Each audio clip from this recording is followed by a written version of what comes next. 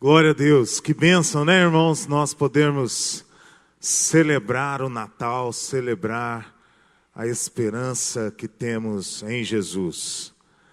Durante esses 3 domingos, nós estaremos pregando uma série de mensagens que falará dos 3 ofícios de Cristo.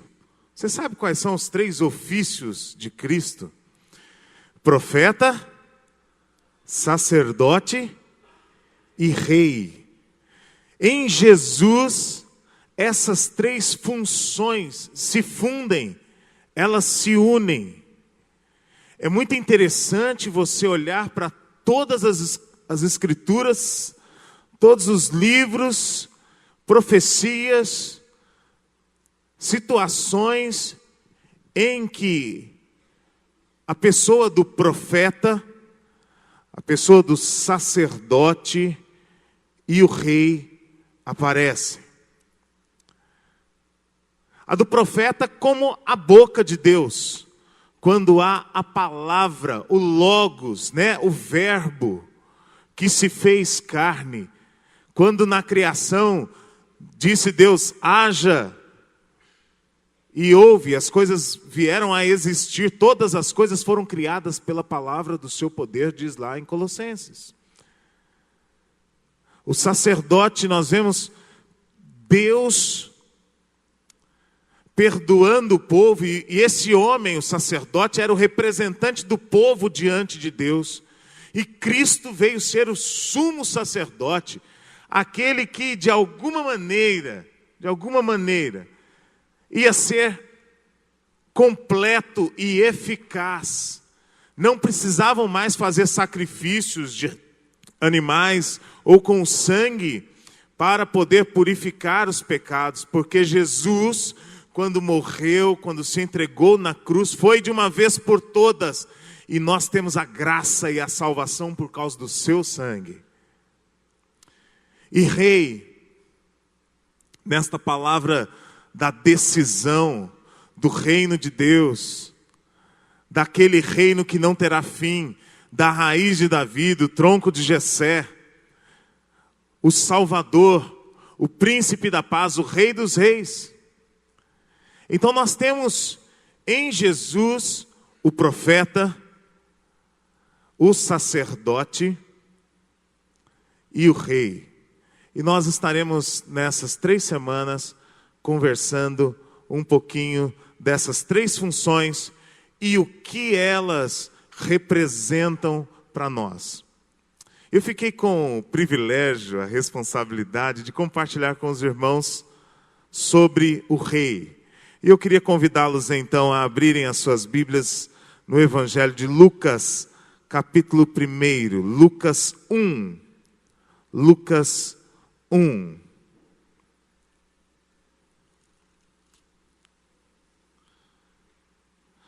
O versículo 46 em diante é um cântico, Magnificat. É um cântico que exalta a pessoa do Cristo. Nós já cantamos muitos cânticos desse texto. Esse texto é maravilhoso.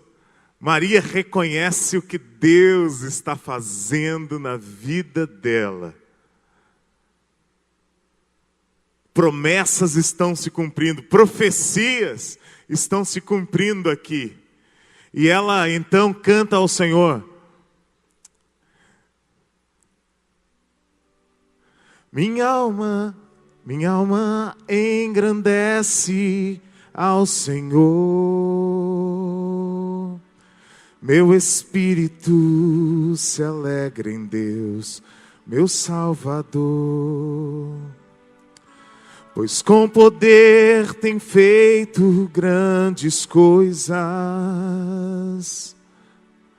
e com misericórdia demonstrado amor. Ela reconhece quem está dentro dela, Ele é santo, santo, santo és, Senhor, santo,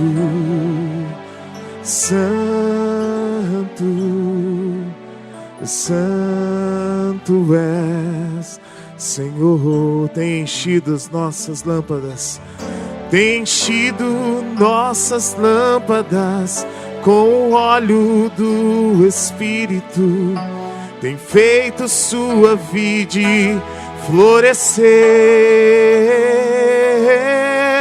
tem enchido nossas lâmpadas com o óleo do Espírito, tem feito sua vide florescer. Santo, Tu és santo,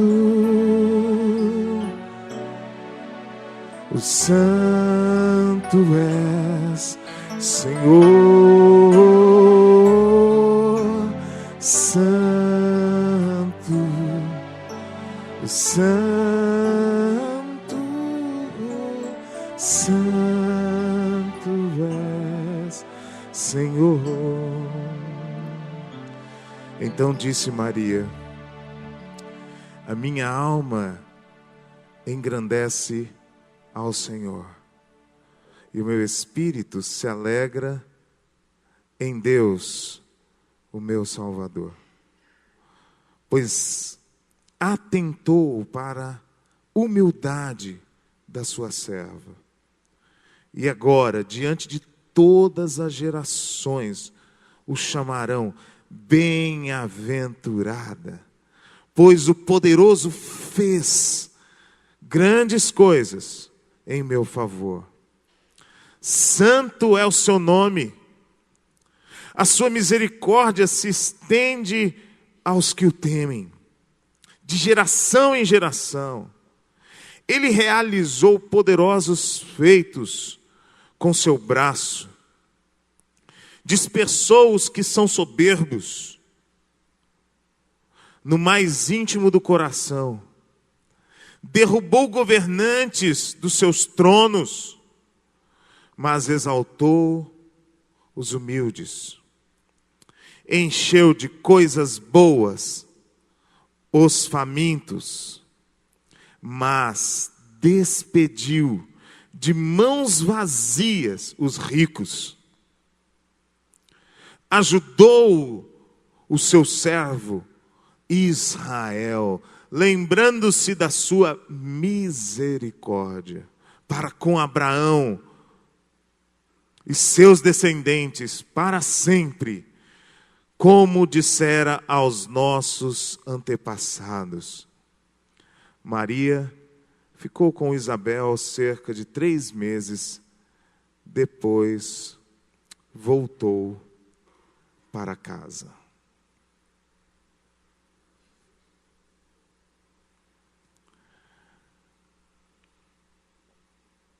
Meus irmãos, olhar para Jesus como rei e ver o que Maria está nos desafiando é algo precioso, é algo maravilhoso. É um convite para um reconhecimento de quem Deus é. É um olhar para o Rei do Reino, aquele que merece toda a glória, aquele que merece todo louvor, aquele que merece toda a honra. Nós estamos em tempos de celebrações muito fragilizados.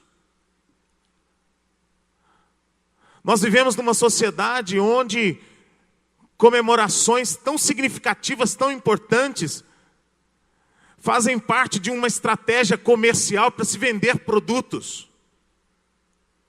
E elas vão perdendo o seu valor, elas vão perdendo o significado. As cores não significam mais o teor profundo, espiritual que eles poderiam pedagogicamente nos ensinar e nos dizer.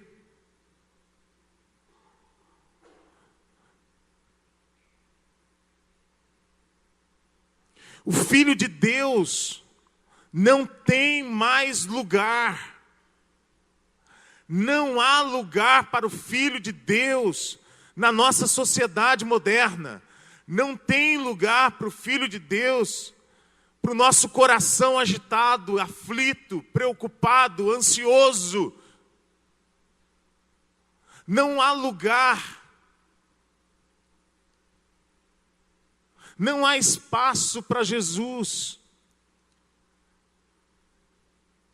Como o receberemos como rei, se nem temos uma manjedoura para que ele possa pousar, repousar? Como vivenciar o reinado desse rei na nossa vida, se não o reconhecermos como rei?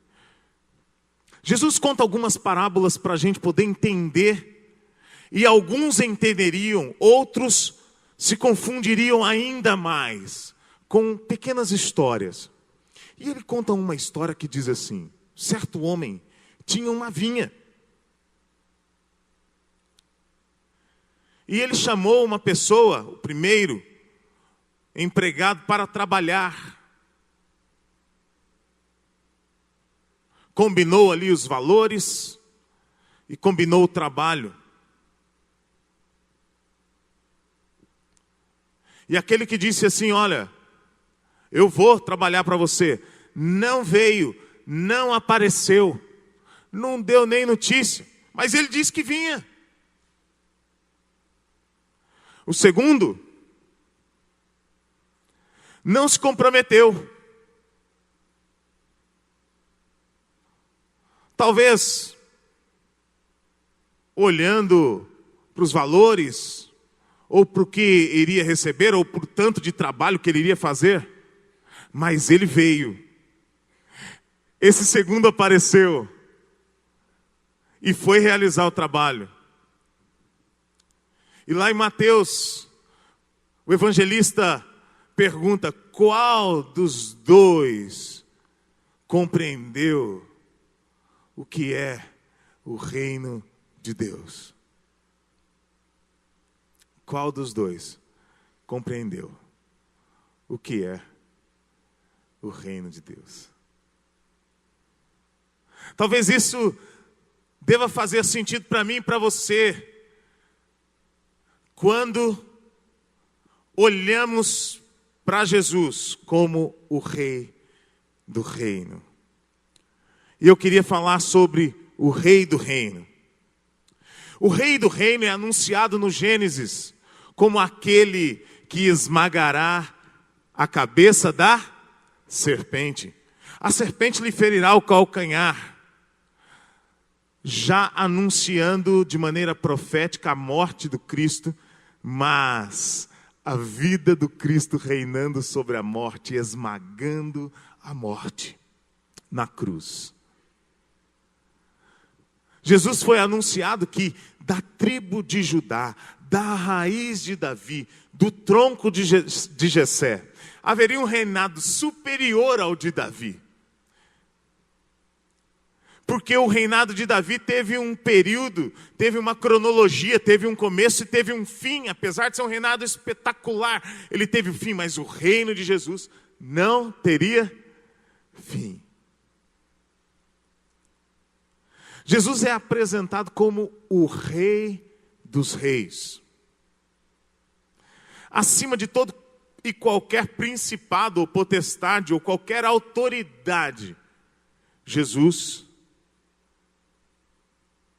tem uma tatuagem na perna dizendo que ele é o Rei dos Reis.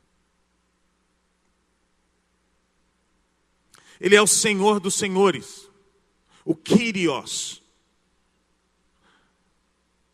aquele que subjuga, aquele que governa, aquele que está no domínio sobre todas as coisas.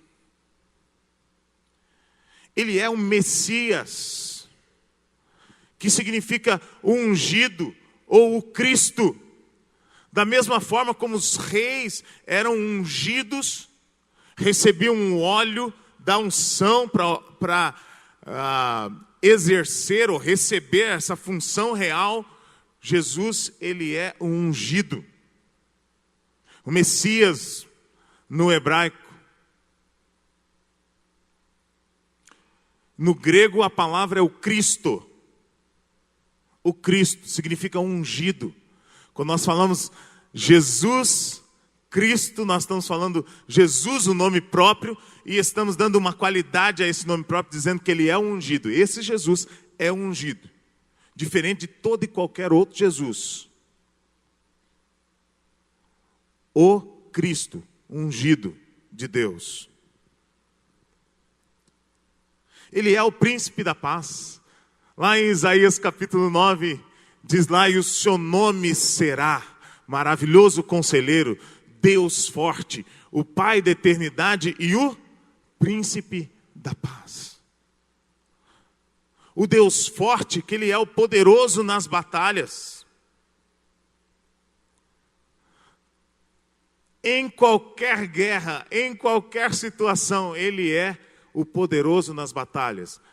Isso no hebraico se chama o El Shaddai. O Deus Todo-Poderoso, acima de todo e qualquer império, acima de toda e qualquer força bélica, de qualquer instrumentalidade de guerra, ele é o poderoso das batalhas. Esse é o rei do reino, esse é o perfil, essa é o job description, é a descrição de quem ele é, falando do que ele faz, do que ele é capaz, de com quem que nós estamos lidando.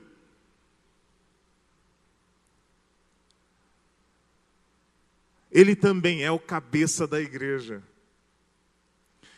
O cabeça da igreja é o líder de todos nós, porque ele é o pastor supremo.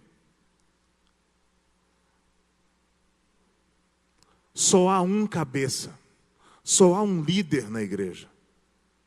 Isso não é dado a nenhum homem, porque Deus é o Senhor e o cabeça da igreja.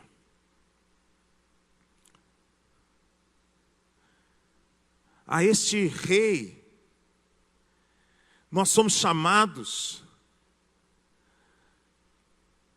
a obedecer, a reconhecer quem ele é. Por isso Maria canta: a minha alma engrandece ao Senhor, reconhecendo que ele é Senhor dela também.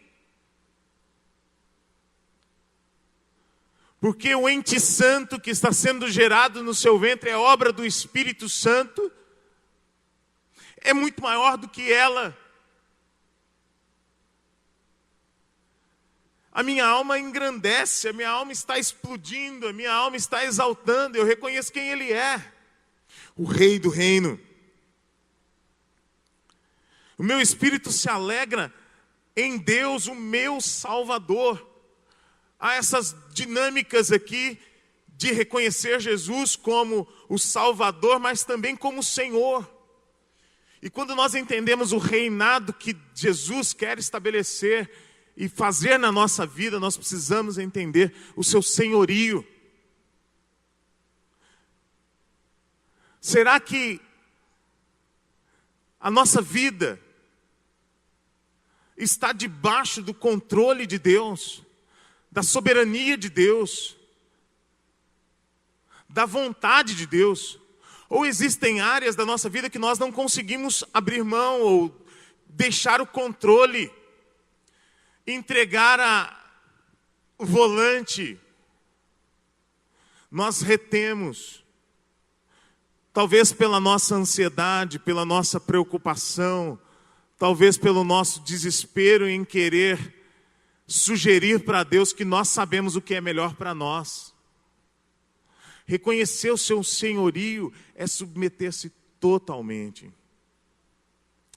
A palavra rendição ou adoração ou prostrar-se significa render-se, significa se ajoelhar, curvar a cabeça, para que o rei possa, se for preciso, cortar com a espada. Eu me rendo, significa isso.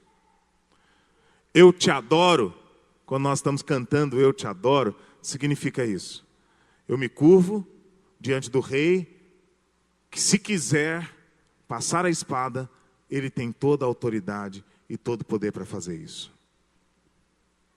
Por isso nós precisamos pensar sobre o que nós cantamos, ou melhor, precisamos viver aquilo que nós cantamos. Porque tem áreas da nossa vida que nós estamos altivos, soberbos, não nos curvamos de jeito nenhum, não conseguimos nos render de maneira alguma.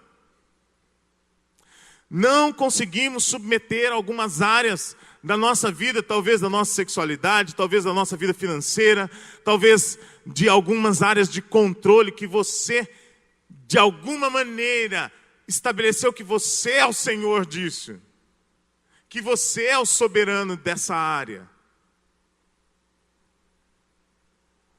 E nós não conseguimos subjugar isso a Cristo.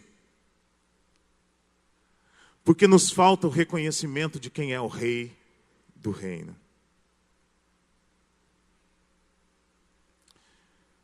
E Maria, ela reconhece que ele atentou para a humildade da sua serva. E por isso todas as gerações vão chamá-la de bem-aventurada, feliz. Feliz. Felizes são os humildes, porque herdarão a terra.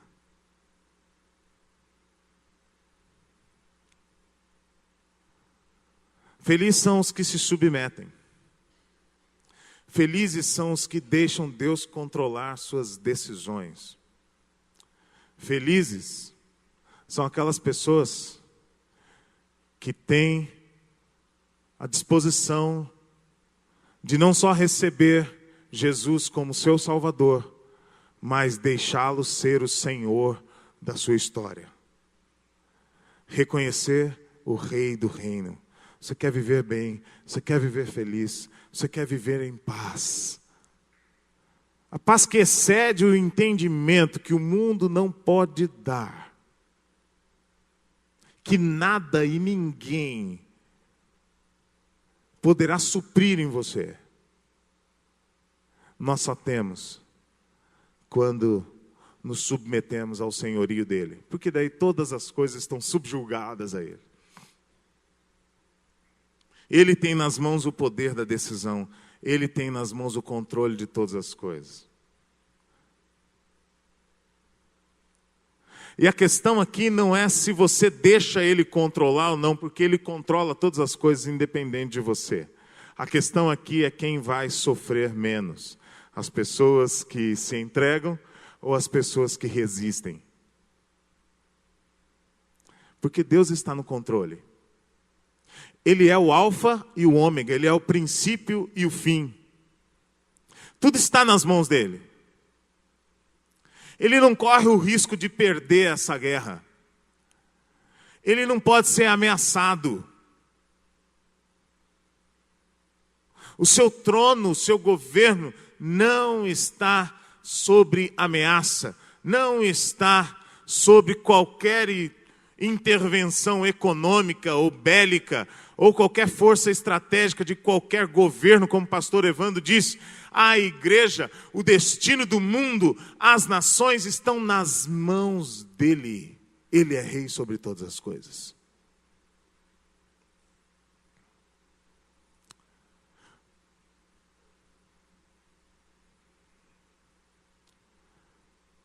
A Bíblia diz que Deus o exaltou sobremaneira, que lhe deu o nome que está acima de todo o nome. Não há nome mais importante do que o nome de Jesus. Deus o exaltou sobremaneira e lhe deu o nome que está acima de todo nome, para que ao nome de Jesus se dobre todo joelho no céu, na terra e embaixo da terra. Até aqueles que já estão no inferno vão se curvar. Reis, tronos, impérios, maldosos, violentos, agressivos, corruptos vão se dobrar diante do Rei dos Reis, do Senhor dos Senhores. Nada ficará impune ao seu senso de justiça e à aplicação da sua justiça. Toda língua vai confessar que Jesus Cristo é o Senhor, para a glória de Deus Pai. Toda língua vai dizer: Tu és o Senhor, Tu és o Cristo, o ungido de Deus, o Rei sobre a minha vida. Tu és Senhor da história. Eu fico imaginando governantes prestando contas a Deus do que fazem nas decisões de seus governos. Fico pensando nas esferas menores das pessoas que nós lideramos, das pessoas que nós cuidamos, talvez dos funcionários, da liderança que você exerce no seu trabalho, aonde quer que você esteja, você e eu e todos nós prestando conta ao Rei dos Reis, ao Senhor dos Senhores, da maneira como agimos com as pessoas.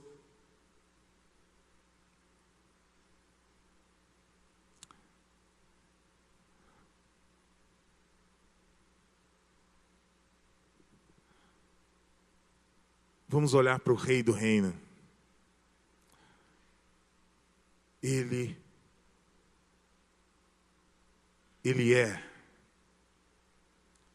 é tudo que precisamos. Ele é a chance para que eu e você possamos viver em paz e felizes, porque só nele nós podemos descansar, deixando que Ele governe, que Ele tome conta, que Ele assuma o controle, para que você seja feliz e bem-aventurado como Maria, porque Ele tem feito grandes coisas ao meu favor. Santo é seu nome, e a sua misericórdia se estende aos que o temem de geração em geração. Ele realizou poderosos feitos, dispersou os soberbos. Soberba, altivez, por mais que ela esteja bem íntima lá no coração, diz o texto, a altivez e a soberba lá dentro do coração, talvez ela nem apareça, mas você sente. Deus desbaratinou tudo isso. Ele destroçou tudo isso.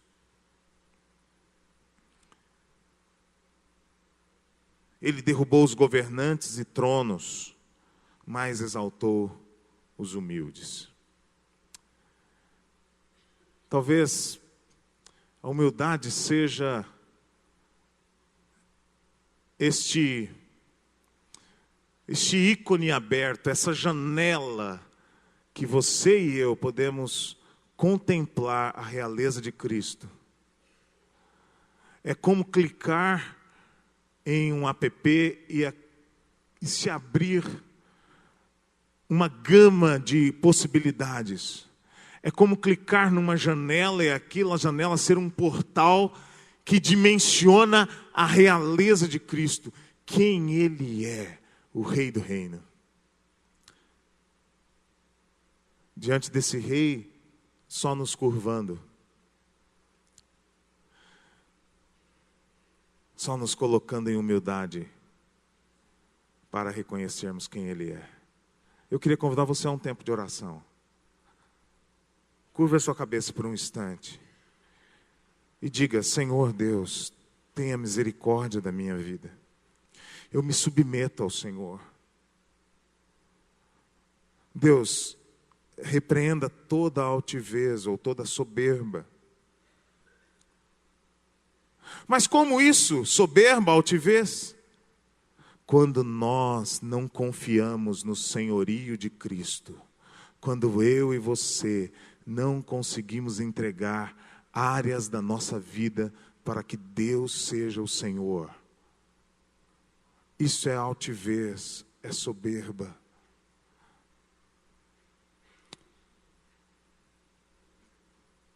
Deus reina sobre nós. Traz humildade no meu coração. Em nome de Jesus. Amém.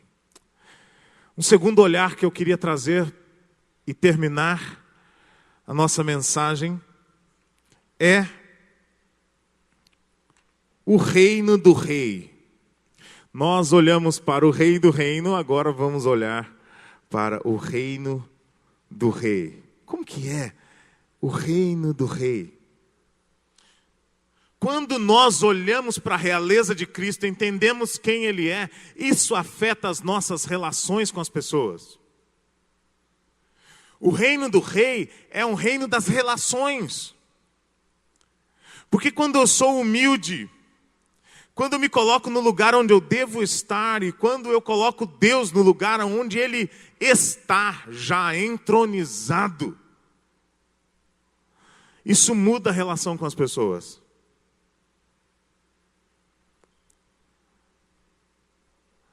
Algumas coisas começam a ficar de ponta cabeça.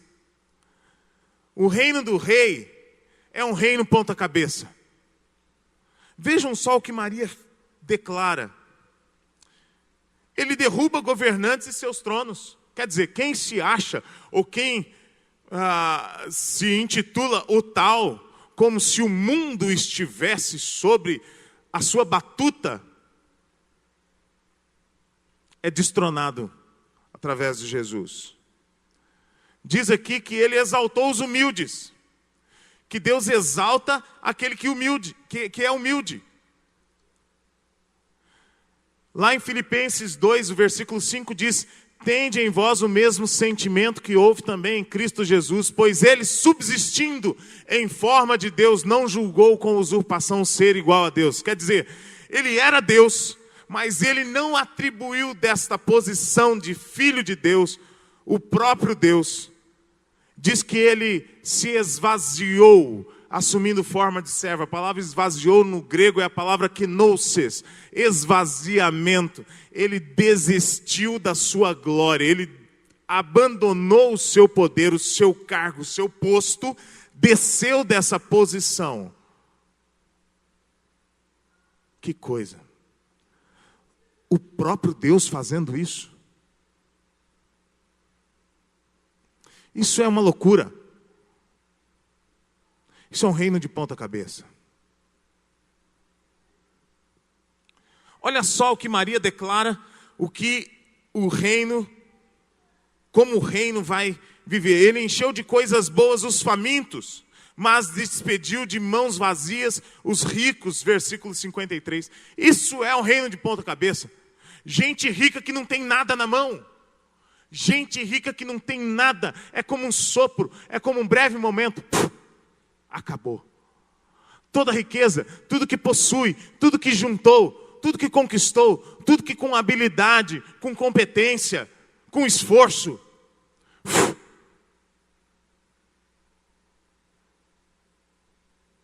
Ele alimenta os famintos. Ele é quem sustenta os famintos. E deixa de mãos vazias os ricos.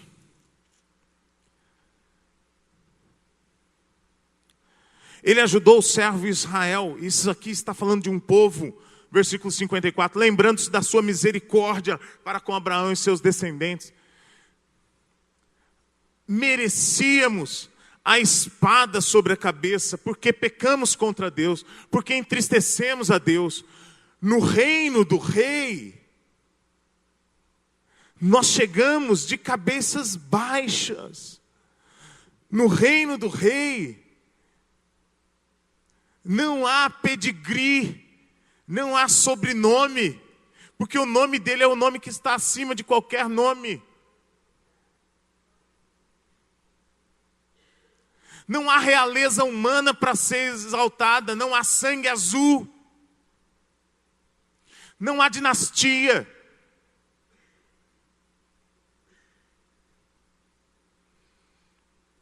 Como é que deve ser dinastia nos sinais dos surdos ali? Eu fiquei imaginando agora. É isso aí. Não tem jeito.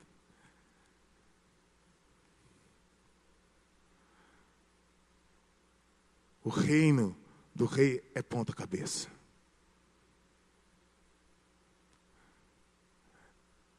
O reino do rei é baseado, é estruturado na misericórdia. E Deus tem misericórdia de quem lhe aprouver ter misericórdia, de quem Ele quiser ter misericórdia, é o que diz a palavra. Lá em Mateus 6,33 diz lá: buscar em primeiro lugar o reino de Deus e a sua justiça, e as demais coisas vão ser acrescentadas. Eu e você não precisamos mais ficar preocupados com nenhuma dessas coisas, seja qualquer coisa, porque para nós só importa buscar em primeiro lugar o reino de Deus e a sua justiça, a justiça do reino, e todas as coisas vão ser acrescentadas. Meus irmãos, isso traz um descanso, isso traz uma segurança, isso traz uma entrega, uma confiança em Deus tremenda. Isso é ponta cabeça. Porque nós estamos numa sociedade que a cada dia mais nós somos valorizados por aquilo que nós fazemos, pela nossa performance, pela nossa capacidade de conquistar coisas. Tudo isso não passa como um breve sopro.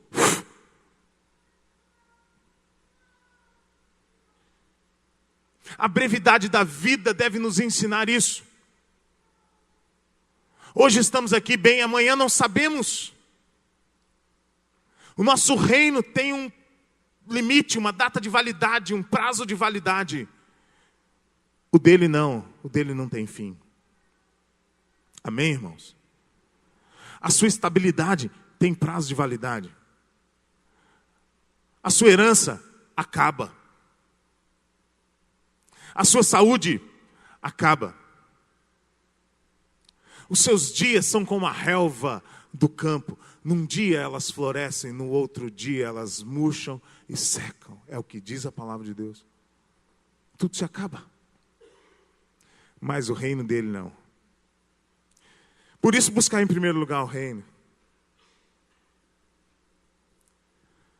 Em Mateus 21, de 28 a 32, ele diz uma palavra muito estranha que diz assim: olha, o meu reino será dado primeiro aos publicanos e meretrizes, porque reconhecem quem são e que precisam de Deus, contrapondo aos fariseus, contrapondo aos religiosos. O reino de Deus, lá em Lucas 17, de 20 a 21, não é o que se vê exteriormente, não é baseado em aparências. O reino de Deus é apresentado para as crianças assim: olha, deixem as crianças virem a mim. E os discípulos queriam barrar, interromper. É delas o reino dos céus. Esse é um reino ponta cabeça. É diferente. Esse é um reino que, se o teu olho te faz pecar, você não entrará no reino. E diz lá em Marcos 9:47, é bem melhor você não ter um olho, mas entrar no reino de Deus.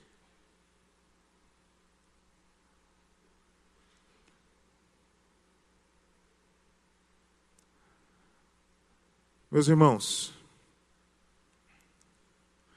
nós fazemos parte do reino do Rei. A Bíblia diz que nós somos herdeiros e co-herdeiros com Cristo. A Bíblia diz que se nós perseverarmos, com Ele também reinaremos, 2 Timóteo 2:12. E se o negarmos, Ele também nos negará.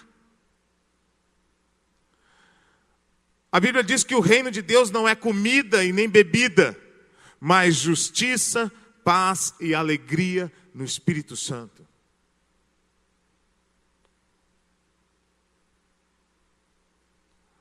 O nosso senso de valor muda. A nossa festa não está em esbanjarmos um banquete exterior, mas sim oferecermos ofertas sinceras a Deus. Justiça, paz e alegria no Espírito Santo.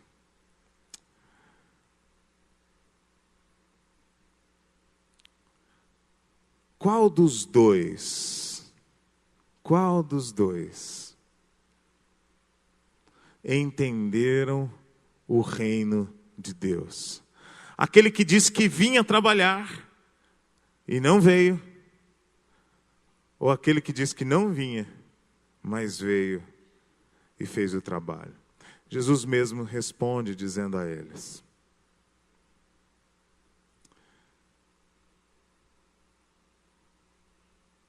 que aqueles que se submetem, aqueles que obedecem, aqueles que de fato deixaram a luz de Cristo entrar no seu coração, na escuridão e trevas, porque o povo que vivia nas trevas viu grande luz. Jesus Cristo disse: eu sou a luz do mundo. Aquele que anda comigo não andará em trevas. O desafio para mim e para você é que nos submetamos ao governo de Cristo nas nossas vidas. A minha pergunta é: tem alguma área na sua vida que ainda não está subjugada a Cristo? Que ainda Deus não tem um controle? Porque você não consegue deixar, eu não consigo largar. Eu estou no controle.